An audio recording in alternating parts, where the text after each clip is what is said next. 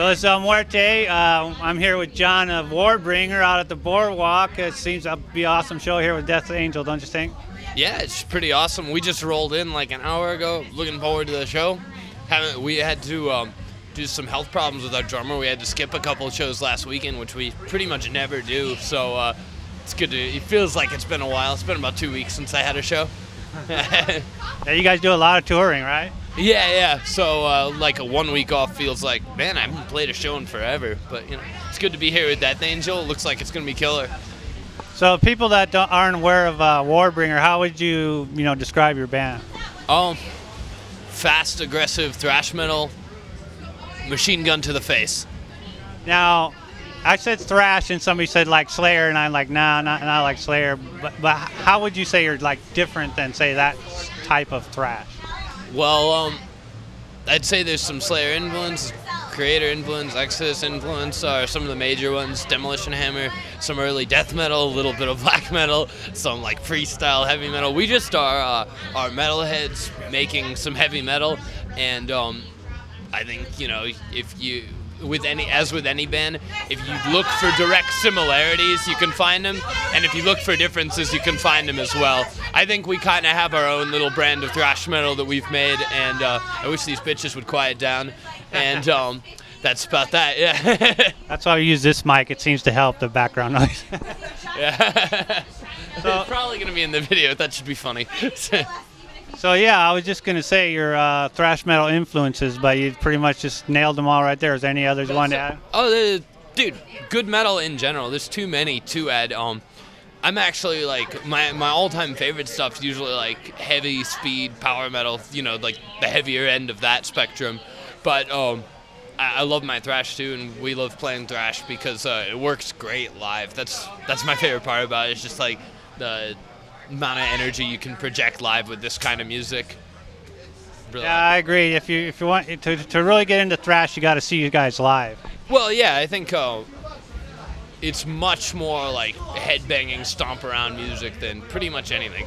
So that's why we love playing it. That's kind of what geared us to steer into a thrash direction in the first place, from just like playing heavy metal, because we're just metalheads. We like thrash, death, speed, power, doom, mostly like, for me anyway, mostly like the older styles of metal, but a little bit of the newer stuff, not too much of it though, and that's pretty much what influences us, and we try to make music that's consistent with our own sound, but also songs that are different and have like different influences and styles in there, and just write cool riffs.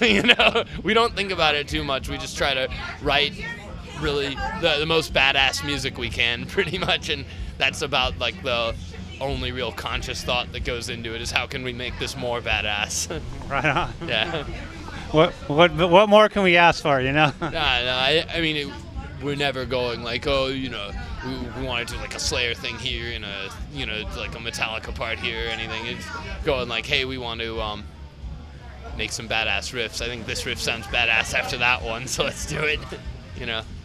Now, thrash kind of made a comeback in the last few years. Do you think it's peaked now, or do you think it's just going to keep going and taking off more?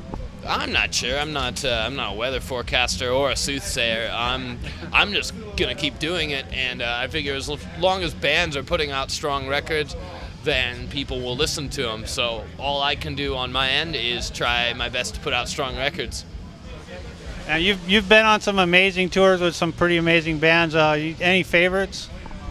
Yeah, a lot of them, dude. We toured with Testament in the UK. That was great. We toured with Creator and Exodus at the same time in the US. That was great. We're pretty close with those bands, especially. Like Gary Holt from Exodus produced our second record, which was a pretty cool experience. And yeah, we've had a great time with a lot of the bands we toured with. We just toured with Arch Enemy, who they started to warm up to us in our ways after like a week on the road. Started to hang out with those guys a bunch. We generally try to launch Operation Brodown on any band we're touring with, as long as they'll have it, Yeah. Now, the lead singer of Kevill recently just came out and said that illegal downloading has done some good for the music industry, because basically it takes less power from the labels and gives more power to the bands, especially when they're new. What do you think about that?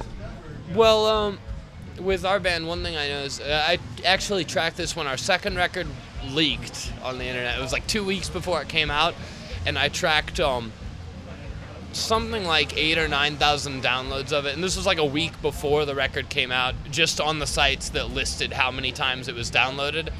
The record sold in the United States like 11,000 to date.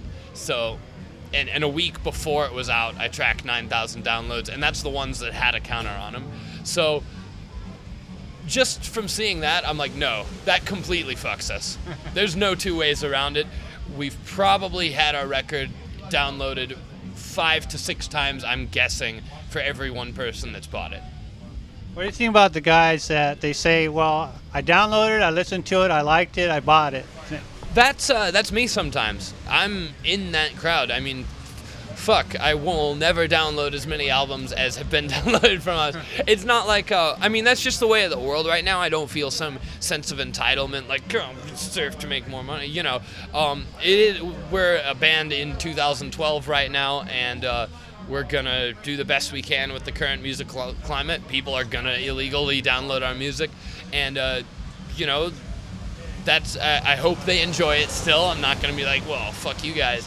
I hope they come out to our shows, because right now, basically two things. Yes, what you said is true. You can get music out there really easily, and that has its advantages. It helped us get started. It helped our music get out there.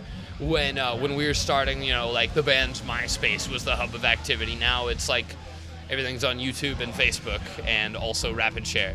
And, yeah. You know, so I don't think we would have become as known without that. I remember I was traveling after we finished recording the first record, and it hadn't been announced that we were signed to Century Media or that we were making a record, so we're still, as far as everyone knows, a demo band. I traveled to Europe, and I went to a Sodom concert there, and there were people who recognized me by face, oddly enough, and were like, "Oh, I have your demo," and it was like people, not person, and and I was, you know, what my thoughts were there is like, wow, internet's pretty crazy, you know. Yeah, I'm in Belgium, and people know our music, and we're like a local band at the time, you know. So it helped us get started a lot, but also what it does is the only way we're ever going to make a living on this is by touring nonstop. Right. So if you like the band, buy their shit, buy their CD. Otherwise, you won't get the label support that you need to keep doing what you're doing, right? Well, I think we work hard, and we do all right. So, I mean, we're going to make it work out because... Well, not you guys, but yeah. Bands in general, you know. Oh, bands in general can always use support. If you really want to help the band and just get money into the band's pocket, buy a T-shirt, because the CDs you don't make money on. Right. That's basically, from a business perspective, we are traveling T-shirt salesmen. It's a really wrapped up way of doing that, you know. I hear you, man. So I promise you I wouldn't keep you too long. So it's all right. You can ask all your questions, dude. All right. Well, what was the writing process like on World Torn Asunder? Oh, it was a lot of fun writing that record, actually. Compared to the second one, I found the experience pretty stressful. But the third, we had a pretty short time, and I was like just freaking out in general. So I had that, you know, if you're feeling bad, then this riff sucks. This isn't good. You know, what the hell is this bullshit? And but if you're feeling good, then you're much more open to ideas and stuff. I was feeling bad when we did the second record, and good when we did the third. So I enjoyed it much more. And kick ass. Carlos did a great job on it. We've known him from the local scene. He wasn't just some guy we pulled out of thin air. We've known him for years, and we're like, if there's anyone in the LA thrash scene who can drum for our band, it's him. Because I think compared to a lot of thrash bands, we tend to have more like active kind of drumming, you know. Right. And so that's a little more challenging. So we need, you know, for our band, drums are really important, I think. So we needed a guy like Carlos who can handle it. And we all just had a really positive mentality about it. We were kind of all going to the same thing. People were getting along, and so it was just a really good climate of making songs, bouncing ideas around, and you know, come back in 2 days and, oh, I have this, you know, that if you had, I have this idea for that. And he's like, oh, you know that thing, you have this, you know. We just work in a really, like, natural band in a garage kind of way. You know, we just get in there and jam, talk about it, jam some more, come back in a couple days with some new stuff, jam some more, and just, like, hammer it out like a fucking blacksmith hammering out steel. Nice. Sounds like fun. Yeah, dude. I like it a lot. Can't wait till we do the fourth. Yeah. So what is next for you guys? Were you new CD or on tour or what? Tour for about a year, then we're going to start on the next CD. So that's the only way it can be done, and that's what we're doing. So next tour to watch out for is coming up in about a week with Ice Earth and Symphony X and Warbringer. Yeah. So. And where will that be at? United States of fucking America. All over. You guys touring the whole country? The whole thing, and this place called Canada too. Wow, that's amazing. All right, well, thanks for your time. Cheers, man. Thanks a lot, man.